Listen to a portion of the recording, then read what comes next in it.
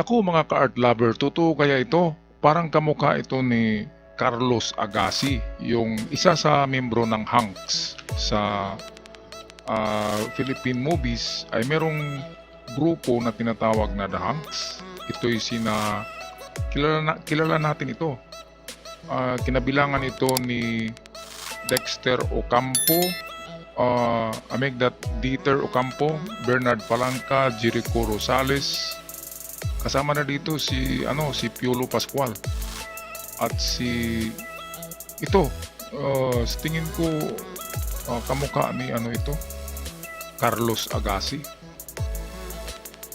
Dito sa litratong ito, ako'y college napanood ko itong The Hanks na itong movie ng mga macho na mga artista sa Philippine cinema. Ito ang kinabilangan nila Jericho Rosal, ayan, Piolo Pascual, nandyan din si Bernard Palanca, nandyan si Dieter Ocampo, at nandyan of course si Carlos Agassi. At sa hindi pa nagapamilyar kay Carlos Agassi o hindi nakakilala, medyo sikat din yan na kasi singer yan, nagra-rap. Magaling din na singer si Carlos Agassi. Ayan yung kanilang mga picture noon. Ayan talagang magandang katawan yan si Carlos Agassi. Hank nga yan eh. Ayan, katabi niya si Piolo. Hank din. At marami pang Hank, pero itong dalawa, ito talagang magandang katawan. Matipuno yung maganda ang muscles. Kaya naisip ko na i-publish ang clip na ito kasi medyo ako'y nagtaka at gusto ko rin mabalitaan sa mga comments niyo, mga ka-art lover, kung ano na ang nangyari ngayon kay Carlos Agassi. Totoo kaya ito? Atin na panoorin ang video ito kasi ito'y nag-viral sa social media. Ito'y isang maiksi lang, isang cut lang na portion ng film. At ayan, meron daw rape with homicide. Matagal na ito pero may nag-upload nitong bago lang. Atin panoorin ang short clip.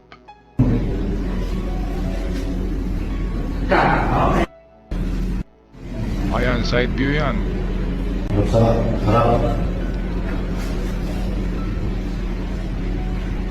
Five, ano bang height ni Carlos Agassi? Ito 5, nasa 5'8".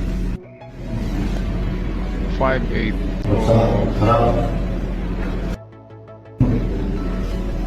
Nasa ang height nito? Nasa 5'8" or ayan, 5'8" or 5'9" ang kanyang height. So kasing tangkad to ni Carlos Agassi kung ito'y kamukha lang.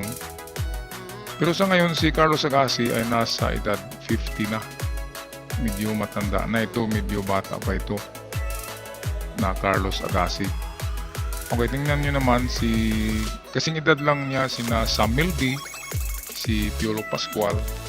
Pero tinignan ko sa YouTube, sinisearch ko si Carlos Agassi ay merong palang parang grupo ng rap band, yung kanta na parang Andrew E, mga rap music. At meron siyang katandem na isang Pilipina na si Lina yata ang pangalan niya, o yun kaya ay kanyang asawa na. Wala naman